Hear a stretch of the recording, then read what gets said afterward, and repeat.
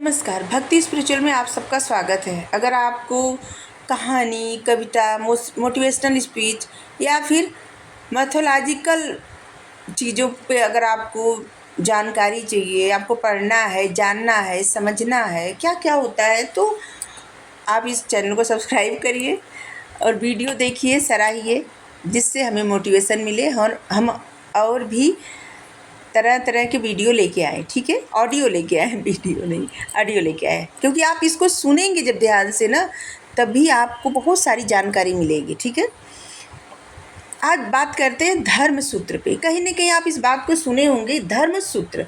आप सबके मन में होता होगा कि धर्म सूत्र क्या होता है। धर्म सूत्र के बारे में आपको बताएंगे कि क्या होता है। धर्म सूत्र 600 ईस्वी पूर्व से लेके 300 ईस्वी पूर्व में जो है इसके बारे में लिखा गया है, धर्म सूत्र के बारे में। और इसके 3 सूत्र हैं। वो है, एक पहला है गौतम धर्म सूत्र, दूसरा है आपस्तंभ धर्म सूत्र, सूत्र, और तीसरा है वशिष्ठ धर्म सूत्र। और जितने धर्म सूत्र है ना, सभी धर्म सूत्र की रचना भारत में ही की गई है। गौतम धर्म सूत्र और वशिष्ठ धर्म सूत्र, इनकी रचना की गई है उत्तर भारत में। और आपस्तंभ धर्मसूत्र जो है, इसकी रचना की गई है दक्षिण भारत के आंध्र प्रदेश में। गौतम धर्मसूत्र जो है वो सबसे प्राचीन धर्मसूत्र है। हम इसमें वर्ण व्यवस्था का स्पष्ट वर्णन इसी सूत्रों में मिलता है, जैसे ब्राह्मण, क्षत्रिय, वैश्य, शूद्र, इस सब के बारे में इसी जो वर्ण व्यवस्था है ना, किसको क्या करना चाहिए, किसको क्या नहीं करना चाहिए, ये इसी धर्म सूत्र में मिलती है। गौतम धर्म सूत्र जो है, जाति क्या होती है या फिर वर्ण संकर मतलब वर्ण व्यवस्था क्या है, इस सब की जानकारी इसी धर्म सूत्र से मिलती है। गौतम धर्म सूत्र यही प्राचीन धर्म सूत्र है और इसी के अवधारणा पे या फिर इसी का विस्तार से ये जो स्मृति लिखी गई है ना, जैसे मनु स्मृति, नारद स्मृति, जितनी स्मृतियाँ लिखी गई है ना, ये इसी के आधार पे लिखी गई है, जो धर्म सूत्र होते हैं।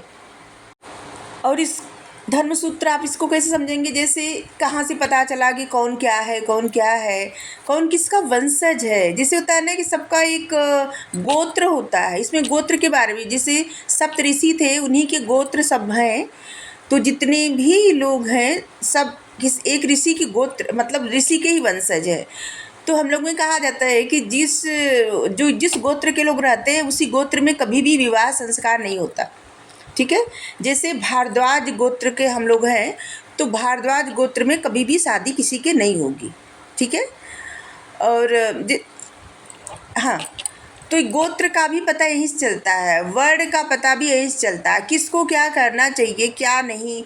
जैसे क्षत्रिय का धर्म है लड़ाई करना, युद्ध लड़ना, ब्राह्मण का धर्म है ज्ञान देना, विद्या देना, पाठ करना, और जो है वैश्य का धर्म है व्यापार करना। तो ये सब क्या है ना, कि इसी में दिया गया है, इसी से मिलता है, मतलब लिखा गया है, यही धर्म सूत्र है।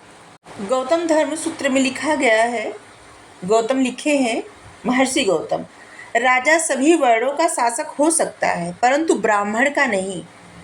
गौतम धर्म सूत्र में करों की एक लंबी सूची मिलती है, जिसमें ब्राह्मणों को केंद्र में रख के आपद धर्म की चर्चा की गई है। सबसे पहले गौतम ने ही वार्ता को शूद्र का वर्ण धर्म बताया था। वशिष्ठ धर्म सूत्र में कुछ परिस्थितियों में स्त्री का पुनर्विवाह का विधान था। ठीक है, ये सब हम प्राचीन बता रहे हैं, अभी नहीं। ये प्राचीन जो जैसे आप इतिहास में कहीं पढ़े होंगे या फिर कहीं जानते होंगे, ये सब क्या है, सिर्फ नाम सुन के उत्सुकता होती है ना कि होता क्या है। तो इसके बारे में क्या, कहाँ से कौन सी बातें आई, कहाँ से इस सब का जन्म हुआ, कहाँ से सबको वर्ण व्यवस्था मिली, ये सब बातों मतलब ये सब टॉपिक पे बात कर रहे हैं। ठीक है, और जो दक्षिण भारत में लिखा गया है आपस्तंभ धर्म सूत्र, इसमें बताया गया है कि 10 वर्ष के ब्राह्मण 100 वर्ष के क्षत्रियों से श्रेष्ठ होते हैं। ये धर्म सूत्र में बताया गया है।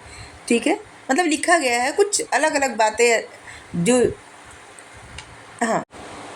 और बौधायन धर्म सूत्र के अनुसार प्रजा की रक्षा के एवज में राजा उपज का छठा भाग पाने का अधिकारी है, कि मतलब राजा को कर देना चाहिए। ठीक है। विष्णु धर्म सूत्र में सबसे पहले अस्पृश्य शब्द का प्रयोग मिलता है, कि जहाँ पे छुआछूत, ठीक है।